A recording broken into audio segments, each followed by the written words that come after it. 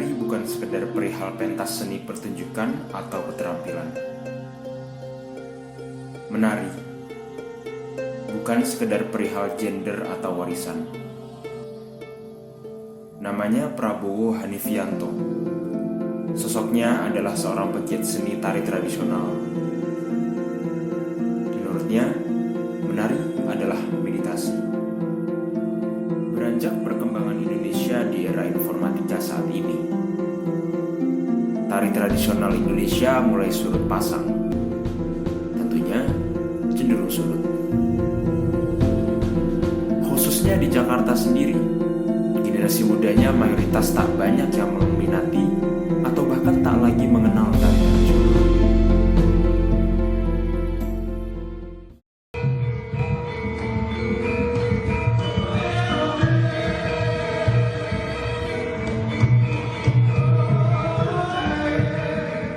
Budaya adalah harta warisan yang harus dijaga dan dilestarikan. Hari ini, kita harus sadar bahwa Indonesia mempunyai banyak budaya. Salah satunya adalah tari tradisional.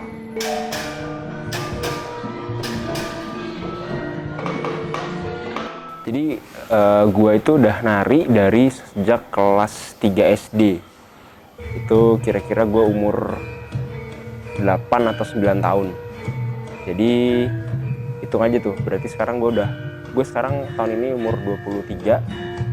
Terus gue dari umur 9 tahunan, berarti sekitar udah 14 tahun nari gitu.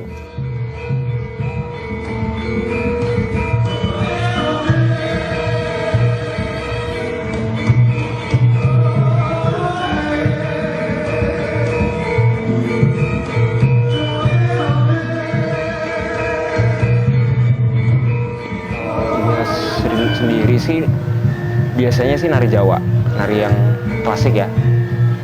Itu yang gaya Solo sama yang gaya Jogja.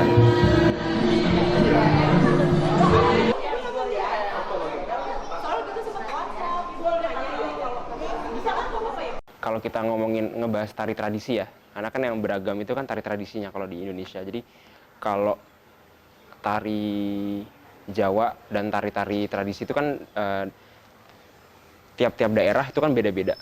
Kalau yang gue biasa tariin tuh kayak tari Jawa gitu ya, yang antara Solo dan Jogja aja itu punya perbedaan dari segi posisi badannya, terus urutan geraknya, bahkan sampai ke istilahnya gregetnya, greget yang dibawakannya itu beda gitu antara tarian Jawa yang Solo maupun Jogja. Terus kalau misalnya Bali, ya tahu sendiri lah Bali kan kayak gimana gitu ya. Terus Sunda juga beda lagi, terus Aceh juga beda lagi, terus Kalimantan, Sulawesi, Papua, semuanya masing-masing itu punya perbedaannya masing-masing, dan termasuk juga musik-musik pengiringnya, kostumnya. Karena kan setiap elemen dari tari itu secara keseluruhan loh ya, pertunjukan tari itu adalah interpretasi budaya dari masing-masing etnis-etnis itu gitu.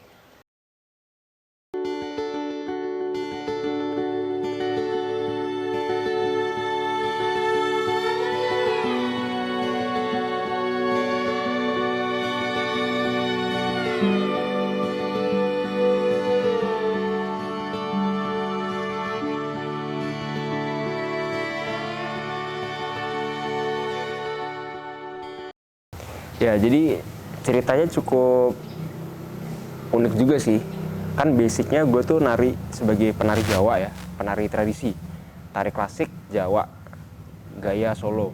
Nah, awalnya itu karena nyokap bokap gue yang maksa gue sama kakak gue.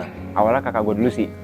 Nah, itu gara-garanya nyokap gue pas S2, jadi gue masih SD. Awal-awal tuh nyokap gue S2, terus ke Amerika kan. Nah, di sana dia disambut sama mahasiswa-mahasiswa asli dari Amerikanya dengan tari Jawa. Nah, dari situ akhirnya dia ngerasa kayak, wah parah nih, orang bule aja bisa nari Jawa, kenapa kok banyak orang Indonesia yang Jawa ya terutama ya, yang nggak bisa gitu. Kebetulan nyokap gue dan bokap gue tuh dulunya pernah nari Jawa juga. Jadi pas tahu ada kayak gitu, pulang-pulang dari Amerika, nyokap gue langsung bilang ke bokap gue kalau anak-anaknya ini dua-duanya cewek cowok tuh harus nari. Makanya yang pertama kali diajak untuk nari itu kakak gue dulu yang cewek. Baru habis itu pas kelas 3, pas gue kelas 3 itu gue diajak juga. Dan itu sebenarnya awalnya juga gue nggak suka, nggak senang lah gitu. Kayak ya gimana ya, cowok masa nari sih gitu kan, narinya nari Jawa lagi, nari tradisional gitu. Jadi awalnya gue sama sekali nggak suka, tapi lama-lama makin kesini karena banyak ikut-ikut acara juga, sampai keluar negeri juga karena menari, dan banyak yang mendukung, teman-teman juga banyak yang apresiasi. Jadi ya walaupun gue di Jakarta bukan sebagai tempatnya yang lumrah gitu ya untuk orang-orang penari tradisi, itu ya gue tetap bisa happy untuk ngelakuinnya sampai sekarang sih.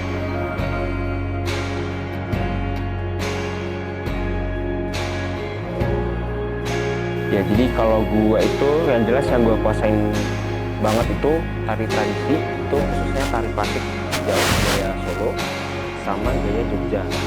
Nah, terus gue juga pernah nari Bali juga, tapi belum kalau mahir, baru belajar juga. Terus pernah nari juga sama bukat apa ini, terus tari Zapin juga pernah nyoba.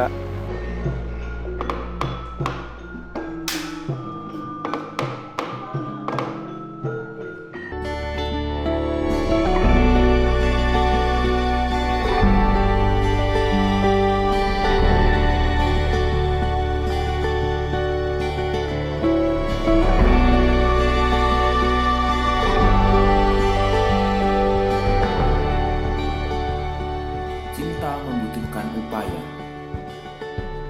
Sama halnya seperti kita cinta terhadap budaya kita Indonesia. Seperti kata sahabat Bapak Revolusi, Muhammad Hatta, jika memang cinta, maka kejarlah. Jika tidak bisa berlari, maka berjalanlah. Jika tidak bisa juga, berjalanlah di tempat.